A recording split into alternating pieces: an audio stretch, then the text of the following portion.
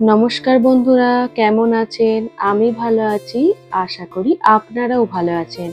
সাথী মণ্ডলের daily blog ভিডিওতে আপনাদের সকলকে জানাই স্বাগত। বিকাল 5টার মতো বাজে এখন। আজকে ওই মন্দিরেই গতকাল যে মন্দিরে গান গাইতে গিয়েছিলাম ওই মন্দিরে এখন টানা উল্টো রথ পর্যন্ত প্রতিদিনই গান গাওয়ার কথা আছে, কিন্তু যেদিন আমি সময় করে উঠতে পারি সেদিন যাই। তো আজকে যাওয়ার কথা আছে, একটি গান গাওয়ার কথাও ওনারা বলেছেন। তো সেই জন্য আগে সংসারের সমস্ত কাজ করে তারপরে বাইরের কাজ করতে যাব। এই ধরুন, সংসার ধর্ম আগে, তারপরে হলো বাইরের কর্ম। তো সন্ধ্যের দিকে, ধরুন সন্ধ্যা হয়নি, বিকাল সন্ধ্যের দিক করে আমি বেরোবো সন্ধ্যেটা দিয়ে।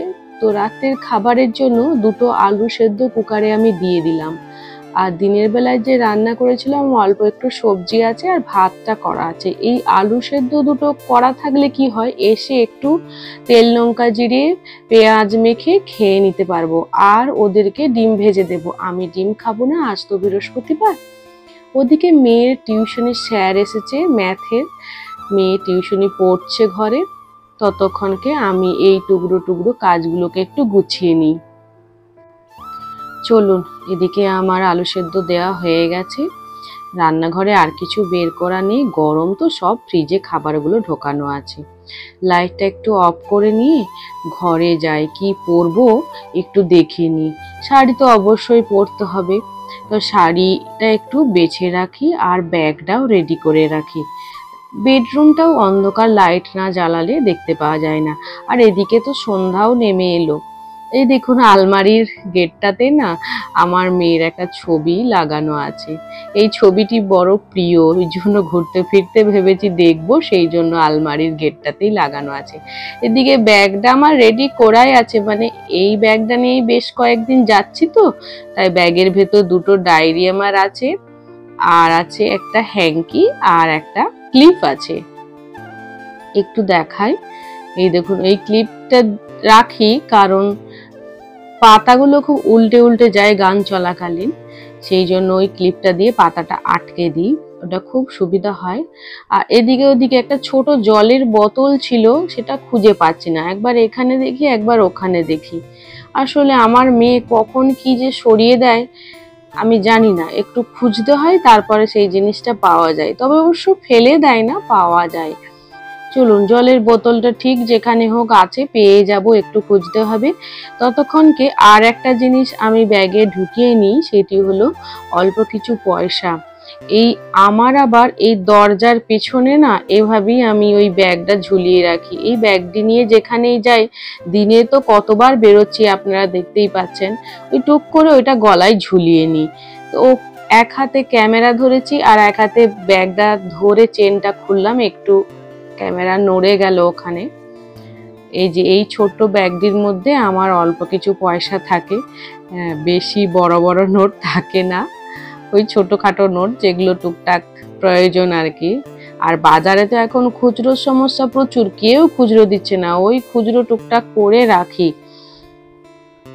এই ব্যাগটা বড় ব্যাগটার মধ্যে ঢুকিয়ে দিই, কারণ অনুষ্ঠানের শেষে দক্ষিণা দিতে হয়, যেহেতু মন্দিরে যাচ্ছি।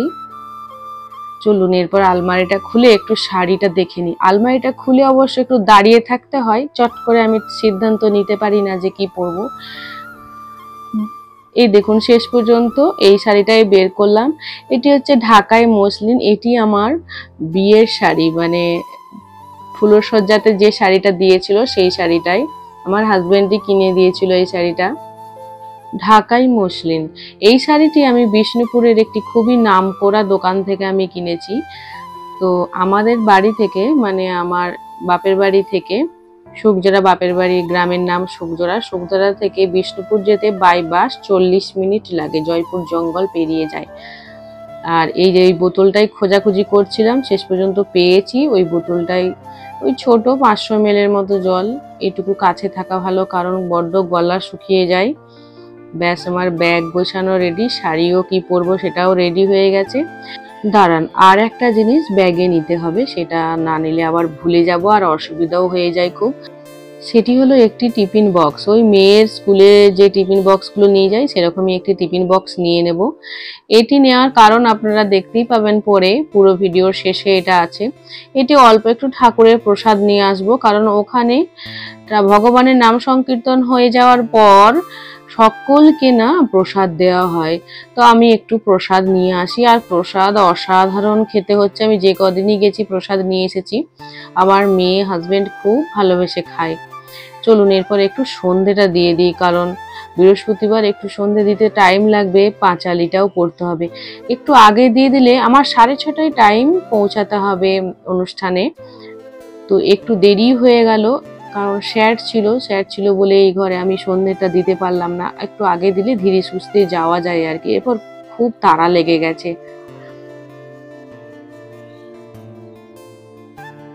কারণ পাঁচালিটা পড়তে হয়, তবে আজকে পুরোটা পড়বো না, অল্প একটু পরে ছেড়ে দেব। এ দেখুন পাশে আমার মেয়ের রথ সাজানো আছে। আমার মেয়ে এই রথটি, এই যে দেখুন, এটি হচ্ছে জগন্নাথ বলরাম সুভদ্রা ছবি। এই ঠাকুরের মূর্তিগুলো দিয়েই প্রথম রথে চাপিয়ে টেনেছিল, কিন্তু এবারে আর নামায়নি। এবারে ও নিজে হাতে তৈরি করেছে প্রভুকে। আপনারা দেখুন, দেখতে পাবেন এক্ষুনি।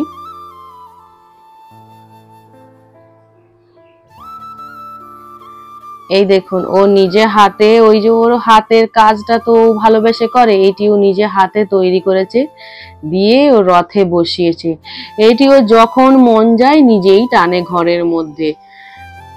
আমাদের ছোটবেলায় এই ধরনের রথ ছিল না, তখন দূরে কোথাও একটা যে মন্দিরে রথযাত্রা উৎসব পালন করা হতো সেইখানে বাবা মা নিয়েও যেত না। শুনতাম, জানতাম যে হ্যাঁ আজকে রথ টানছে, রথ চলছে, কিন্তু নিয়ে যেত না। চলুন একটু ঠাকুরকে প্রার্থনা করে নিই, ঠাকুর যেন সকলের মঙ্গল কামনা করে।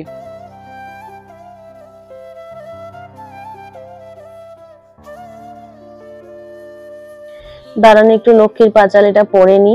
অন্যান্য বৃহস্পতিবার পুরোটাই পড়ি, আজকে কিন্তু হবে না পুরোটা, কারণ বারবার ফোন আসছে, 6:30টার মধ্যে ওখানে পৌঁছাতে হবে।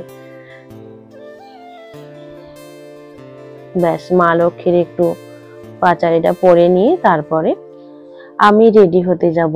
মেয়েকে অনেকবার বলেছি যে যখন তুমি ভিডিও করবে ফোনটা নাড়াবে না, ফোনটা নাড়ালে স্ক্রিনটা নড়বে, তো তাহলে দেখতে ভালো লাগবে না। বারবার বলি, কিন্তু ও শোনে না। এই দেখুন আমি দুলে দুলে পাঁচালি পড়তে শুরু করেছি, আর বেশ ভালো লাগে। এখানে আরেকটি কথা বলি বন্ধুরা, আমি ডেলি ভিডিও দিই, একটা ভিডিওর পিছনে কিন্তু একটু হলেও খাটনি আছে। এটা আমি বলছি না যে অনেক খাটতে হয়, কারণ আমি নিজে ইচ্ছা করে এই প্ল্যাটফর্মে এসেছি, তো আমাকে তো খাটতেই হবে। তো এটুকু আমি আবদার করতেই পারি আপনাদের কাছে, যে ভিডিও যদি ভালো লাগে আপনারা প্লিজ একটা লাইক অন্তত করবেন। ব্যাস, আমার পাঁচালি পড়া শেষ। এরপর একটু শঙ্খ বাজাবো, শঙ্খ বাজিয়ে ভগবানকে শয়ন দেব।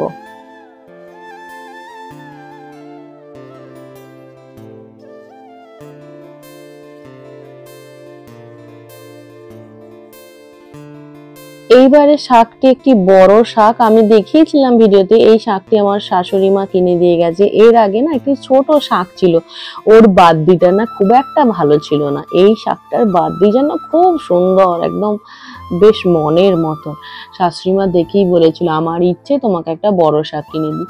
তো কালীঘাটে পুজো দিতে গিয়েছিলাম, এই কালীঘাট মন্দিরের সামনে অনেক দোকান বসে, তো ওখান থেকেই উনি বেছে আমায় কিনে দিয়েছিলেন। আর আমি যদি কিনতাম না, আমি এই ধরনের জিনিসগুলো বুঝিও না, উনি কিনে দিয়েছেন, একদিকে ভালোই হয়েছে। ব্যাস, এবার ঠাকুরকে একটু শয়ন দিয়ে মশারিটা খাটিয়ে দিলাম। এরপরে আমি যাব রেডি হতে। চলুন রেডি হয়ে নি ঝটপট করে। ব্যাস, শাড়ি পরা হয়ে গেছে আমার, সবই হয়ে গেছে। ওই চুলটা একটু হালকা চিরুনি করব, গরমটাও তো প্রচন্ড আছে, চুলটা একটু চিরুনি করে ক্লিপ দিয়ে বেঁধে নেব, না হলে না ঘেমে স্নান করে যাব। আর এত গরম লাগলে না আর গানে মন থাকবে না। এমনিতেই গান করার জন্য একটা সুন্দর মনোরম পরিবেশের দরকার হয়, তো সেই জন্য ভাবলাম নিজে একটু চুলটা না বেঁধে রাখলে আমার ভালো লাগবে না, না হলে না বড্ড গিজগিজ করবে।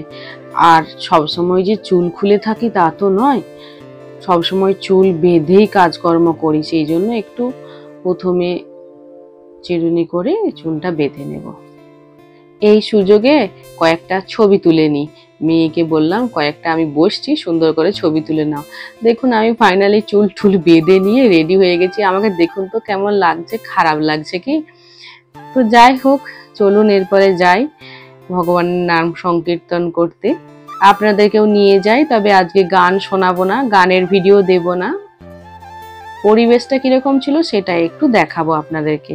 এই দেখুন সামনে দর্শকের আসন, আর স্টেজে আমরা বসে, আমি স্টেজ থেকে ভিডিওটা করছি, খুব একটা বেশি সময় ধরে নিতেও পারিনি, আমি জাস্ট 1 মিনিটের মতো একটা ছোট ক্লিপ নিয়েছি, সেটাই আপনাদের সঙ্গে শেয়ার করেছি। যিনি এখন গান গাইছেন উনি হচ্ছেন তপন কাকু। এদিকে যে কাকিমারা বসে আছেন না, ওনারা সবাই মিলে গীতা পাঠ করেন। আর হলুদ পাঞ্জাবি পরে বয়স্ক করে যিনি বসে আছেন, দুজনেই আছেন, মাঝের জন উনি হলেন মিহির কাকু, উনি সম্পূর্ণ প্রোগ্রামটিকে পরিচালনা করছেন। আর শ্রীখলে আছেন সন্তুদা। আর এদিকে আমরা গান বাজনা করার জন্য দিলীপ কাকু, আমি আর অরবিন্দ কাকু বসে আছি। দাঁড়ান একটু ভগবানকে দেখাই। প্রভুকে এখন প্রসাদ দেয়া হয়েছে, সেই জন্য ঢাকা দিয়ে আড়াল করে দেয়া হয়েছে। এই দেখুন এখানে প্রভু রয়েছেন, একটু পরে ঢাকাটা সরিয়ে দেবেন। এরপর নিজেকে একটু দেখায়, ঘেমে স্নান পুরোটা, একটু যে হাসি মুখ করবো সেটাও করতে পারছি না, কারণ যতই হোক একটা অনুষ্ঠানে গেছি, একটু হলেও টেনশন কাজ করে। চলুন অনুষ্ঠান শেষ করার পর বাড়ি যাই, গিয়ে দেখাই যে প্রসাদ বলেছিলাম না, এইটাতে আমি প্রসাদ এনেছি, খিচুড়ি প্রসাদ। আর অপূর্ব ভোগের খিচুড়ি প্রসাদ, আর নতুন করে বলার কিছু নেই বন্ধুরা, অপূর্ব স্বাদ হয়েছিল, মানে কম পড়ে গেছে রীতিমতো। ও আমার মেয়ে একবার বলছে, হাজব্যান্ড বলছে আরেকটু হলে ভালো হতো। তো বন্ধুরা আজকের ব্লগটা আমি এখানেই রাখবো, কেমন লাগলো জানাবেন। ভালো থাকবেন, সুস্থ থাকবেন, সাবধানে থাকবেন। আগামীকাল আপনাদের সোয়াতি আপনাদের সামনে আবারও হাজির হবে তার আরো একটি নতুন ব্লগ নিয়ে। ভালো থাকবেন, টাটা, বাই।